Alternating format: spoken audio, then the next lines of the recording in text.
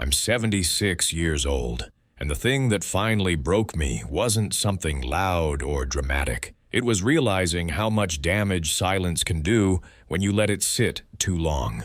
I don't have many illusions left about time. Most mornings, I wake up already tired. Even if I slept, my hands shake a little when I button my shirt. Names come slower than they used to. I'm telling this now because I don't know how much longer I'll be able to tell it clearly, and because some things don't feel right dying unspoken. When you're young, you think silence is neutral. You think saying nothing is safer than saying the wrong thing. You think time will smooth over what you avoid. That's what I thought. I thought silence was patience. I thought it was maturity. I thought it meant I was keeping the peace. I was wrong. These days, my house is very quiet. Not the peaceful kind. The kind where you can hear the refrigerator hum and your own breathing, and not much else. I sit at the kitchen table longer than I need to. There are chairs here that don't get used anymore. I keep them anyway. Sometimes I imagine conversations that should have happened. Not big speeches, just simple sentences that never came out. I'm not telling this to punish myself. That part is already done. I'm telling it because silence looks harmless while it's happening. I grew up in a time when you didn't talk about much. Feelings were private. Problems were handled quietly, or not at all. My father believed a man showed love by working. He wasn't cruel. He just didn't talk much. I learned early that keeping your head down was praised. Speaking up was risky. So I became careful with words. Too careful. In my 20s, I married a woman who smiled easily. She talked enough for both of us, I thought. I liked that she filled the space. I worked long hours, not because anyone forced me to, because it felt responsible. Every morning I put on the same jacket and left before she woke up.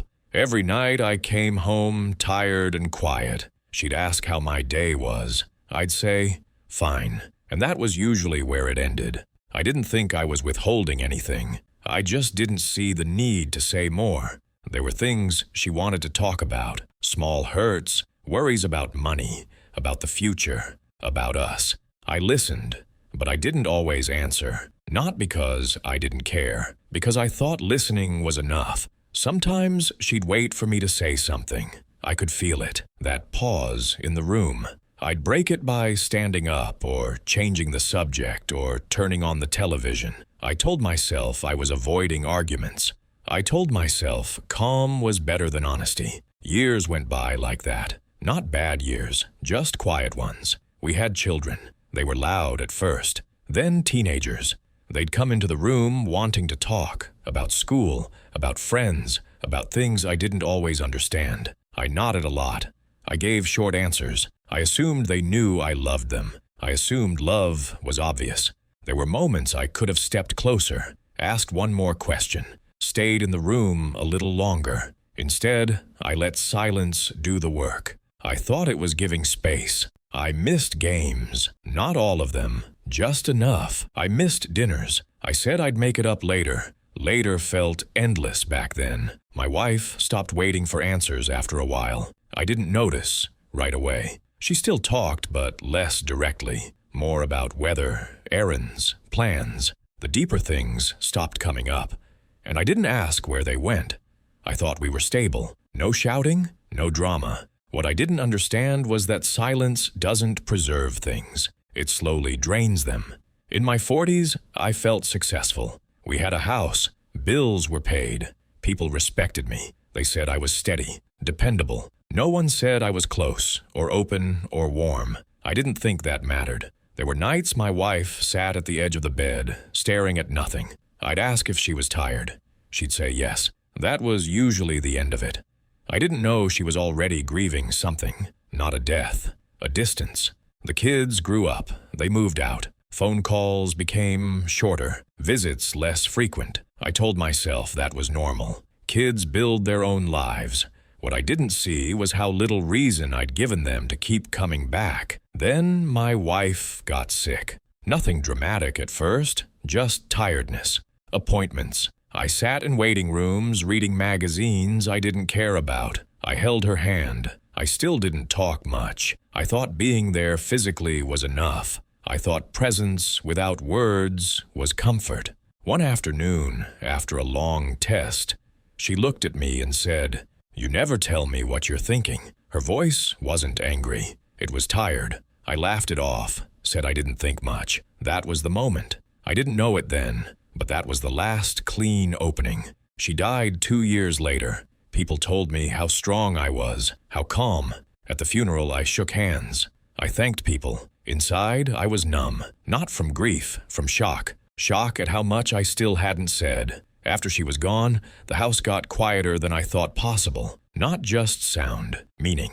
I'd catch myself starting sentences with no one there to finish them. I tried calling the kids more. We talked about practical things, weather, health, schedules. The conversations felt polite. They didn't know how to talk to me any more than I knew how to talk to them. We had practiced distance for decades. It didn't break suddenly. It thinned. Now, in my 70s, I understand something I didn't before. Silence isn't empty. It's full. It fills with assumptions, with hurt, with stories people tell themselves when you don't speak. I thought my silence said, "I don't want to make things worse." What they heard was, "I don't care enough to respond." I thought my quiet meant strength. They felt alone. There's no conversation now that can undo that. No speech long enough to compress 40 years into something new. Some things can be improved, some can't be recovered. I will never know what my wife was thinking in those quiet moments. I will never hear my children tell me things they stopped trying to say. That time is gone. Not misplaced. Gone. I used to believe regret came from big mistakes, affairs, failures, cruel words.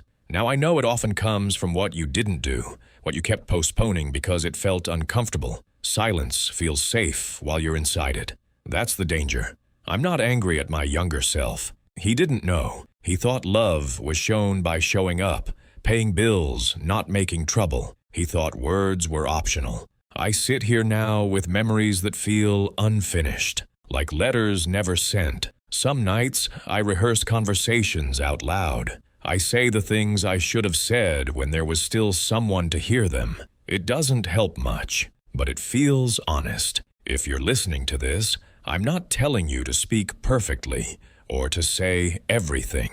I'm telling you that silence is a choice, even when it doesn't feel like one. Every time you delay a conversation because you assume there will be another chance, you're betting against time. Time usually wins. You don't need grand declarations. You need small truths spoken while they still matter. A question asked before someone stops answering. A sentence finished instead of swallowed. I thought I had plenty of time. That was my greatest misunderstanding. Now my days are simple. Coffee, a walk if my knees allow it, occasional phone calls, long gaps between them. I've made peace with some things, not all. Acceptance isn't relief. It's just clarity. If this meant something to you, you don't need to do anything about it for me. Just don't assume silence is harmless. I'm 76 years old. I learned too late what silence can destroy.